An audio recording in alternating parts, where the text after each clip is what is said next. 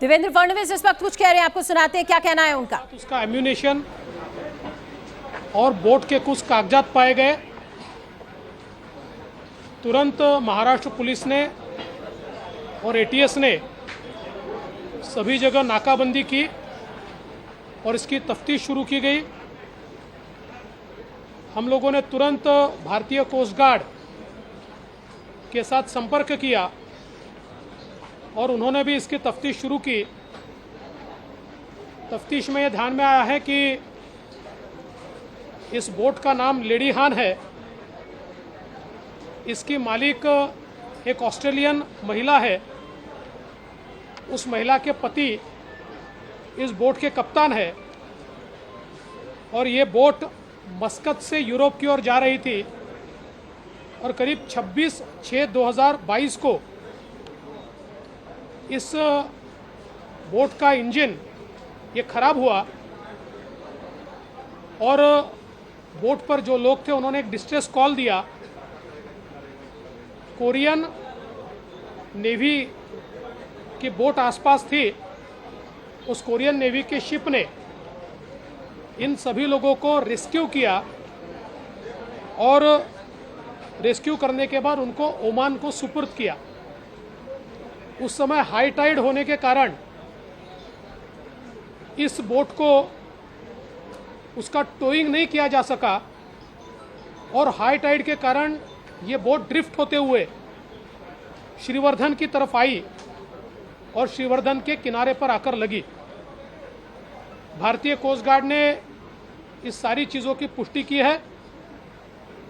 फिर भी हमने अभी तक हाई अलर्ट रखा हुआ है और नाकाबंदी भी शुरू है क्योंकि फेस्टिवल का सारा सीज़न चल रहा है। ऐसे समय कोई भी रिस्क नहीं ली जा सकती, इसलिए सबको अलर्ट पर रखा है। किंतु अब बोट के बारे में पुख्ता जानकारी हमारे पास आ गई।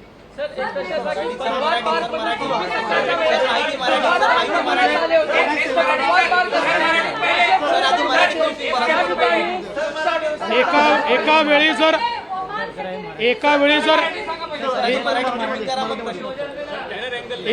जर एक जण विचारेल तर मी उत्तर देईल।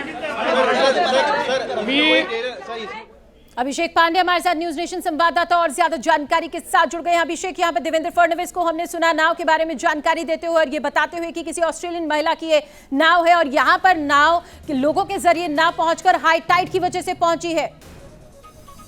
बिल्कुल, देवेंद्र फडणवीस ने जो विधानसभा के सदन को जानकारी दी है और उसके बाद उन्होंने मीडिया पे आकर के बोला है कि ये ऑस्ट्रेलियन महिला की बोट है जो कि जिसको कि कैरी होकर के वो यूएस की तरफ जाना था, लेकिन हाई टाइड के समय में उसका लंगर जो लगा था, जो टोइंग के लिए बेल्ट लगी थी, वो टूट गया और वो टूट करके और वो पहुंचा है कोस्टल इलाके में। रायगढ़ के कोस्टल जो इलाका है श्रीवर्धन, वहां के हरिहरेश्वर पर पहुंचा है। और हालांकि देवेंद्र फडणवीस ने साफ इनकार कर दिया है कि उन्होंने कोई हाई अलर्ट को विड्रॉ नहीं किया है, यानी हाई अलर्ट रेड अलर्ट जो करना था वो उन्होंने कर दिया है। 2-3 जिलों के लिए रेड अलर्ट महाराष्ट्र सरकार ने किया हुआ है। चेकिंग शुरू है और हर तरीके की नाकाबंदी की जा रही है ताकि किसी भी तरीके से यहाँ पर जो कोई भी लूप होल ना रहे, इसकी पूरी कोशिश सरकार की तरफ से की जा रही है कि आखिर इतनी बड़ी मात्रा में जो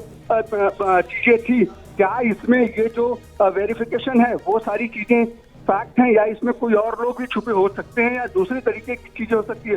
इसलिए उन्होंने कहा कि त्योहारों का सीजन है, रिस्क नहीं लिया जा सकता है। हालांकि कोस्ट गार्ड ने इसकी पुष्टि की है, बावजूद इसके महाराष्ट्र सरकार ने 2-3 जिलों के लिए रेड अलर्ट रखा है। खास करके कल दही हंडी का उत्सव है और उसके बाद सामने गणेशोत्सव आने वाला है और ऐसे में कोशिश ये की जा रही है महाराष्ट्र सरकार की तरफ से किसी भी तरीके की कोई घटना ना हो, इसकी पूरी कोशिश है।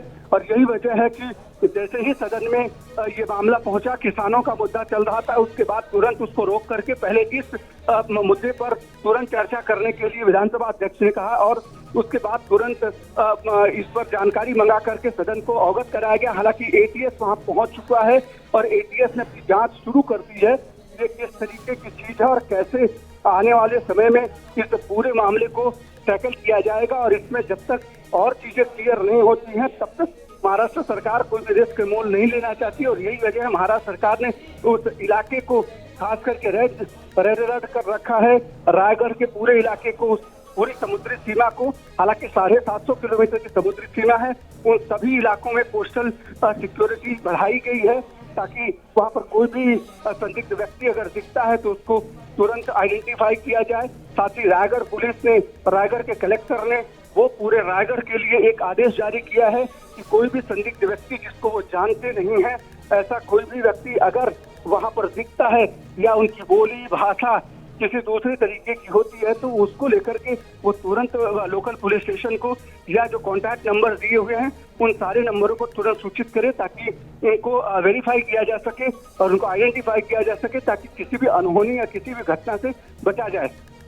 तो बिल्कुल त्योहारों का मौसम है और ऐसे में यहाँ पर विस्फोटकों के साथ भरी हुई ये जो बोट है यहाँ पर पहुंची है। उसके बाद जो भले ही देवेंद्र फडणवीस ने ये बात कही हो कि हाई टाइड में फंसकर बहकर ये बोट यहाँ पर पहुंची है, लेकिन त्योहारों के मौसम को देखते हुए यहाँ पर हाई अलर्ट अभी रखा जाएगा और फिलहाल जांच एजेंसियां मौके पर पहुंच गई हैं और इस पूरे मामले पर अब जांच शुरू हो गई है। एक बार अभिषेक ये भी मैं आपसे जानना चाहूंगी कि जो जांच एजेंसियां वहां पर पहुंची है, हालांकि मुझे लग रहा है कि शायद जल्दी होगा जानना, लेकिन शुरुआती जांच में क्या कुछ और जानकारियां निकलकर सामने आई हैं और जांच किस एंगल के साथ आगे बढ़ रही है?